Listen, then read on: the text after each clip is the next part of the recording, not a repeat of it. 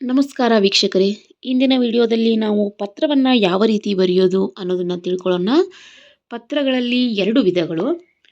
ಈ ಪತ್ರಗಳಲ್ಲಿ ಎರಡು ವಿಧಗಳು. ಒಂದನೇದು ವ್ಯಾವಹಾರಿಕ ಪತ್ರ, ಹಾಗೆಯೇ ಖಾಸಗಿ ಪತ್ರ. ನಾವು ಇವತ್ತು ಬರಿತಾ ಇರೋದು ಖಾಸಗಿ ಪತ್ರ. ವ್ಯಾವಹಾರಿಕ ಪತ್ರದ ಬಗ್ಗೆ ಆಲ್ರೆಡಿ ನಾನು ಒಂದು ವಿಡಿಯೋ ಮಾಡಿದ್ದೀನಿ. ಯಾರಿಗಾದರೂ ಬೇಕಾಗಿದ್ದರೆ ಅದನ್ನ ಚೆಕ್ ಮಾಡ್ಬೋದು. ಈಗ ನಾವು ಖಾಸಗಿ ಪತ್ರವನ್ನು ಯಾವ ರೀತಿಯಾಗಿ ಬರೀಬೇಕು ಅನ್ನೋದ್ರ ಬಗ್ಗೆ ಮಾಹಿತಿಯನ್ನು ತಿಳ್ಕೊಳ್ಳೋಣ. ಖಾಸಗಿ ಪತ್ರ ಯಾವ ವಿಷಯದ ಬಗ್ಗೆ ನಾವು ಪತ್ರ ಬರಿತಾ ಇದ್ದೀವಿ ಅಂತಂದರೆ, ನಿಮ್ಮ ಪರೀಕ್ಷೆಯ ತಯಾರಿ ಕುರಿತು ನಿಮ್ಮ ತಂದೆಗೆ ಪತ್ರ ಬರೆಯಿರಿ ಅಂತ ಇದೆ. ಪರೀಕ್ಷೆಗಳಲ್ಲಿ ಕೇಳುವಂತಹ ವಿಷಯ ನಿಮ್ಮ ಪರೀಕ್ಷೆಯ ತಯಾರಿ ಕುರಿತು ನಿಮ್ಮ ತಂದೆಗೆ ಪತ್ರ ಬರೆಯಿರಿ ಅಂತ ಇದೆ. ಇದನ್ನು ಕುರಿತು ನಾವು ಇವತ್ತು ಪತ್ರವನ್ನು ಬರೆಯೋಣ. ನೋಡಿ, ಮೊದಲನೇದಾಗಿ ರಿಂದ ಅಂದರೆ ಯಾರು ಪತ್ರ ಬರಿತಾ ಇದ್ದಾರೆ ಅವರ ಹೆಸರನ್ನು ಹಾಕಬೇಕು.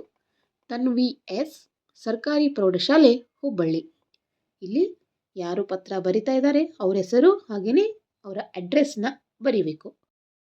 ಪತ್ರವನ್ನು ಯಾರು ಬರಿತಾ ಇರ್ತಾರೆ ಅವರ ಹೆಸರು ಹಾಗೆಯೇ ಅಡ್ರೆಸ್ನ ಬರೀಬೇಕು. ಇದಾದ ನಂತರ ತೀರ್ಥರೂಪ ತಂದೆಯವರಿಗೆ, ನಾವು ತಂದೆ ಆದ್ದರಿಂದ ಅವರಿಗೆ ಈ ರೀತಿ ಸಂಬೋಧಿಸಬೇಕು, ತೀರ್ಥರೂಪ ತಂದೆಯವರಿಗೆ. ಇನ್ನು ವಿಷಯ, ತೀರ್ಥರೂಪ ತಂದೆಯವರಿಗೆ ನಿಮ್ಮ ಮಗಳಾದ ತನವಿ ಮಾಡುವ ನಮಸ್ಕಾರಗಳು. ತೀರ್ಥರೂಪ ತಂದೆಯವರಿಗೆ ನಿಮ್ಮ ಮಗಳಾದ ತನವಿ ಮಾಡುವ ನಮಸ್ಕಾರಗಳು. ನಾನು ಇಲ್ಲಿ ಕ್ಷೇಮವಾಗಿದ್ದೇನೆ. ನೀವೆಲ್ಲರೂ ಆರೋಗ್ಯವಾಗಿದ್ದೀರಿ ಎಂದು ಭಾವಿಸುತ್ತೇನೆ. ಮುಂದಿನ ತಿಂಗಳು ನನ್ನ ವಾರ್ಷಿಕ ಪರೀಕ್ಷೆ ಇದೆ. ಅದಕ್ಕೆ ನಾನು ಈಗ ಹೆಚ್ಚಿನ ತಯಾರಿ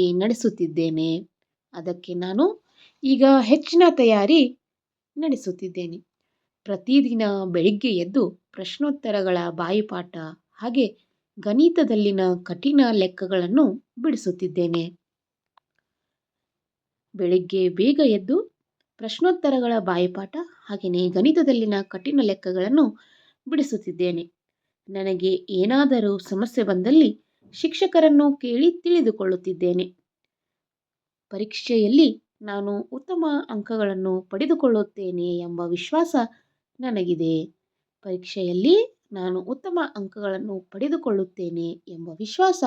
ನನಗಿದೆ. ತಮ್ಮ ಆಶೀರ್ವಾದ